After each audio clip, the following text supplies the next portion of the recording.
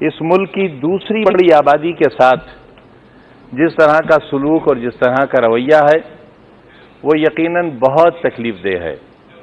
मेरे जैसा व्यक्ति जो एक यूनिवर्सिटी का फाउंडर है, एक ऐसा मेडिकल कॉलेज बनाया है, आप देखेंगे तो राष्ट्रपति भवन शायद अच्छा न लगे, जहां बच्चे पढ़ेंगे, जहां प्रधानमंत्री जी बैठे हैं उस जैसा हो।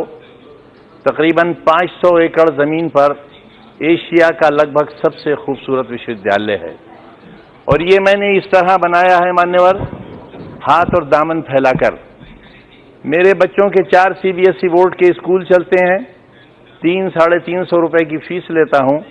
जिनके माँ बाप नहीं हैं उन्हें मुफ्त पढ़ाता हूं, उन्हें ड्रेस मुफ्त देता हूं, उन्हें किताबें मुफ्त देता हूं। माँ बाप में से एक नहीं है तो 50% कंसेशन है।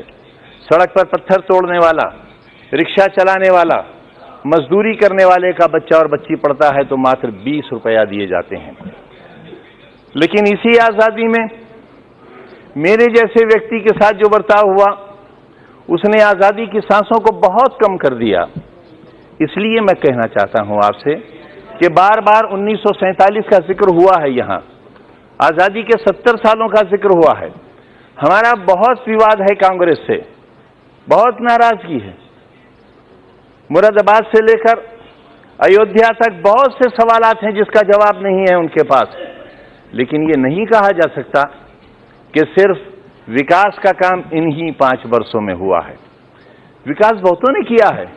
जब देश आजाद हुआ था तो हमारे पास लकड़ी के पहियों की गाड़ियां थीं, हमारे पास इतने भी हथियार नहीं थे कि 47 के बंटवारे में जो खुरेजी हो रही थी उसे हम रोक सकते हों।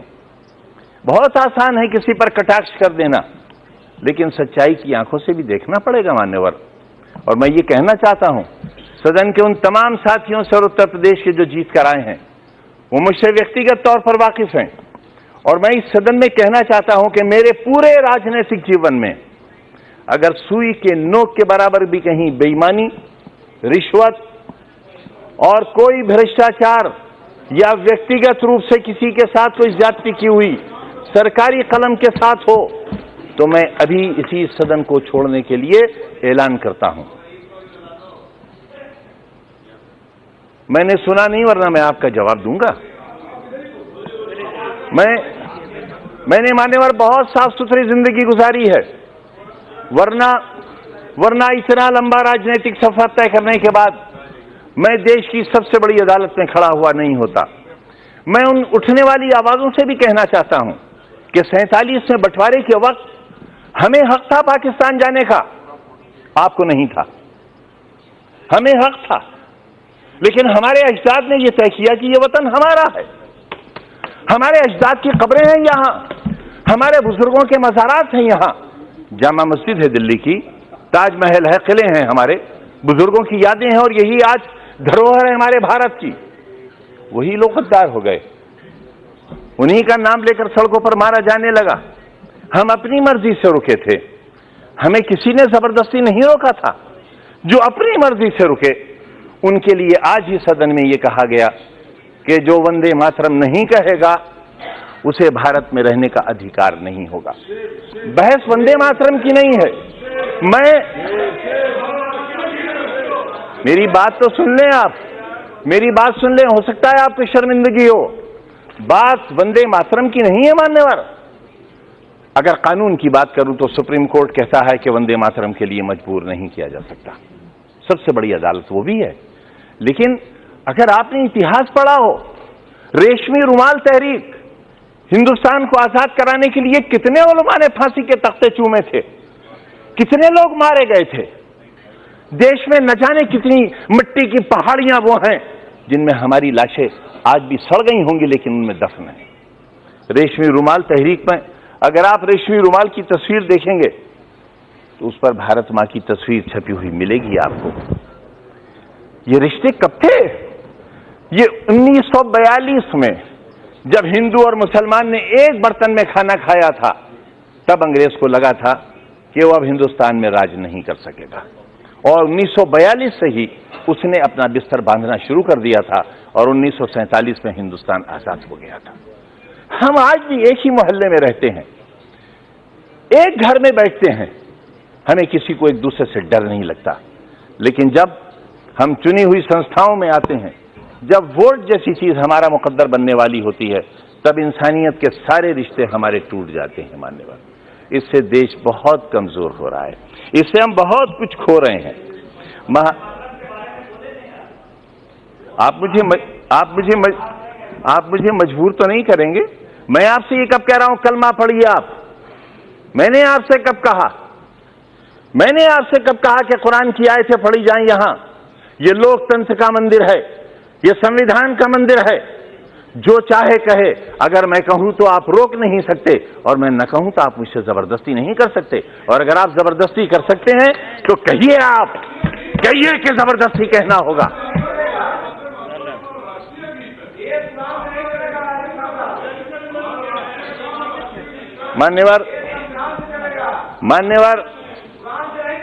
मान्यवर संविधान से चलेगा, यही तो हम भी चाहते हैं, यही हम चाहते हैं। अगर संविधान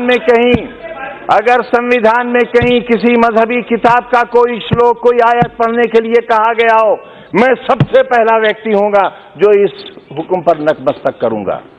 मानो संविधान को। मैं भी यही कह रहा हूं, हमें संविधान को मानना चाहिए। और जो लोग संविधान को नहीं मानेंगे वो देश के साथ अच्छा नहीं करेंगे, क्योंकि ये देश बहरहाल सबका है। पूरा जिस्म हाथों से बना हुआ नहीं है, पूरा जिस्म पैरों से बना हुआ नहीं है। शरीर का एक हिस्सा खत्म कर दिया जाए, इंसान इंसान नहीं रह जाएगा। हिंदुस्तान एक बेहतरीन इंसान है, इसे बेहतरीन इंसान बना रहने दिया जाना चाहिए। ये कहना चाहता हूं। मान्यवर प्रधानमंत्री जी को, भारतीय जनता पार्टी को दूसरी सरकार बनाने के लिए बहुत मुबारकबाद। लेकिन ये याद रहे कि जिम्मेदारियों का बहुत बोझ है उनके कंधों पर। जो कहा जाए वो किया जाए। किसी को गलत नाम से, मैं एक छोटा सा व्यक्ति, भैंसे भी पालता हूं।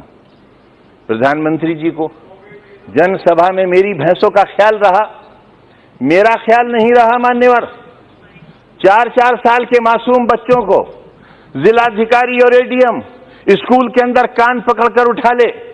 यही है कानून का राज,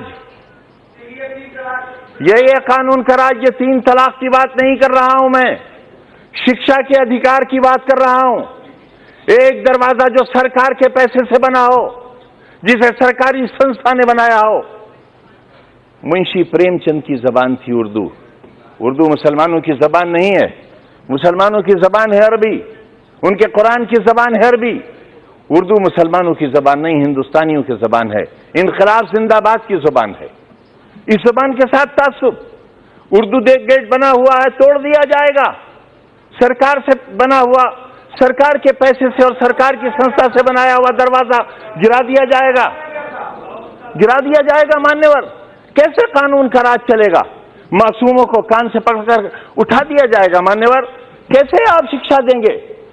आप उत्तर प्रदेश में एक ऑर्डिनेंस लाने की तैयारी हो रही है। मुझे कोई परेशानी नहीं है उससे, क्योंकि मेरा गिरेबान साफ है, मेरा दिल साफ है, मेरा दामन साफ है। लेकिन मैं जानना चाहता हूं मान्यवर, संवैधानिक बाध्यता है, हम शिक्षा देंगे, हम रोजगार देंगे। कितना रोजगार दिया, कितना स्वास्थ्य पर ख्याल रखा हमने। बहुत आसान है ये कह देना कि इतना पैसा खर्च कर दिया गया, लेकिन ये बताना पड़ेगा सदन को, नेता सदन को ये बताना पड़ेगा। गोरखपुर में बच्चे क्यों मर गए, इलाज क्यों नहीं हो सका, मुख्यमंत्री के क्षेत्र में क्यों इतनी मौतें हो गई, बिहार में इतनी मौतें क्यों हो गई, कितनी।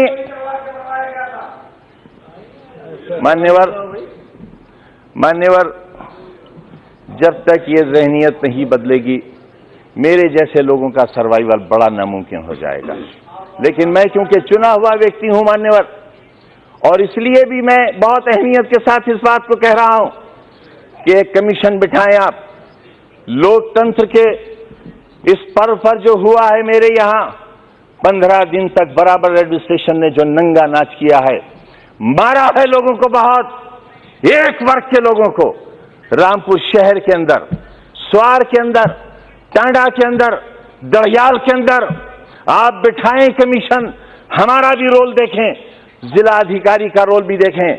शौकिया मारा है लोगों को, दरवाजे तोड़कर घुसे हैं लोगों के अंदर। 77,000 रेड कार्ड दिए हैं पुलिस ने दरवाजे के अंदर घुसकर 77,000 परिवारों से ये कहा कि वोट डालने के लिए नहीं निकलोगे। जहां 77,000 परिवार वोट डालने के लिए नहीं निकलेंगे, लोकतंत्र कहां बाकी रह जाएगा? कैसे? अगर ये झूठ है मान्यवर, ये भी नोट किया जाए, कमीशन का हिस्सा माना जाए इसे। अगर 77,000 परिवारों को रेड कार्ड देकर वोट डालने से वंचित न किया गया हो, तो जो सजा ये सदन चाहे तय कर ले।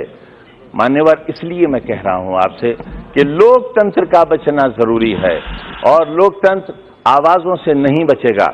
मान्यवर, लोकतंत्र तब बचेगा जब फांसी के तख्तों पर चढ़ने से पहले शहीद भगत सिंह का वजन लिया जाएगा तो 5 पाउंड वजन बढ़ चुका होगा। इससे साबित होता है देश की आजादी कैसे हुई थी। आपस के रिश्तों को नहीं संभालेंगे, देश खुशहाल नहीं रह सकता। मैं कहता हूं, ये पूरा शरीर हिंदुस्तान है। मेरे शरीर के 5वें हिस्से पर अगर फालिज लग जाएगा तो ये कामयाब हिंदुस्तान और सेहतमंद हिंदुस्तान नहीं होगा। पूरी दुनिया का कोई व्यक्ति इसे सेहतमंद